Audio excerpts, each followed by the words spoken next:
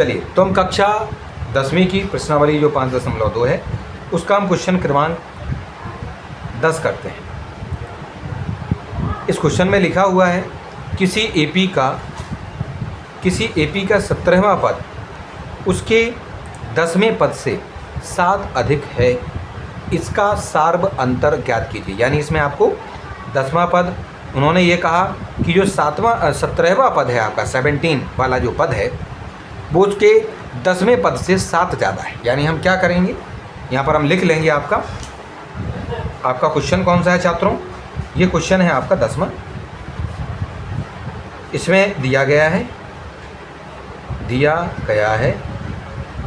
या हम लिख देंगे गिवन, या लिखेंगे प्रश्न अनुसार भी लिख सकते हैं, अकॉर्डिंग टू क्वेश्चन भी लिख सकते हैं, कोई दिक्कत नहीं। उन्होंने कहा है कि इसका छात्रों जो 17वां पद है यानी A17 आपका बराबर है 10वें पद से 7 ज़्यादा है, 10वें पद से 7 अधिक है।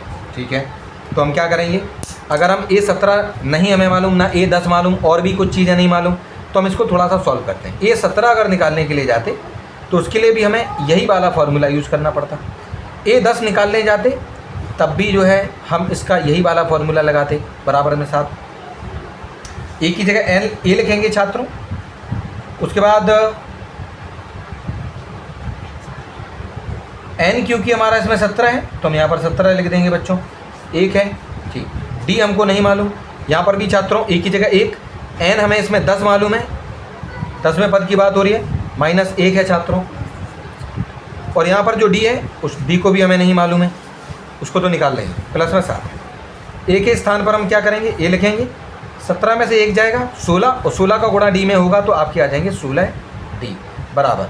ए के स्थान पर ही 10 में से 1 जाएंगे 9 बचेंगे, 9 का गुणा इसमें d में होगा तो आपका 9d आ जाएंगे और प्लस में 7 है।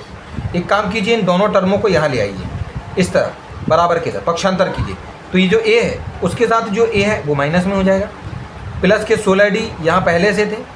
ठीक है, ये जो 9d है प्लस का इधर आएगा तो माइनस के 9d हो जाएंगे, बराबर में यहाँ बचा रहेगा केवल और केवल 7 यानी कि 7।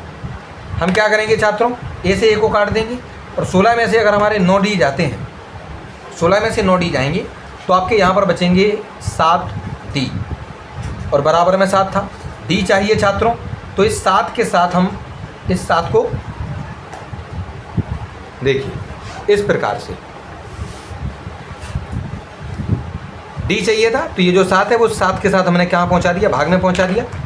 7/7 छात्रों, 7/7 को जब हम सरल करते हैं, इनको काट देंगे तो 1/1 बचेगा, यानी 1 बचेगा आपका। तो इस प्रकार से जो आपका d है, इस प्रकार से जो आपका d है, d बराबर आपका 1 निकल आएगा। तो वही उन्होंने आपसे इस क्वेश्चन में पूछा था कि आपको जो d है उसकी वैल्यू आपको इसमें पता करनी है, प्राप्त करनी है। तो इस प्रकार से हमने अपनी जो d है उसकी वैल्यू को प्राप्त कर लिया और आपका ये जो क्वेश्चन है यहीं पर समाप्त हो।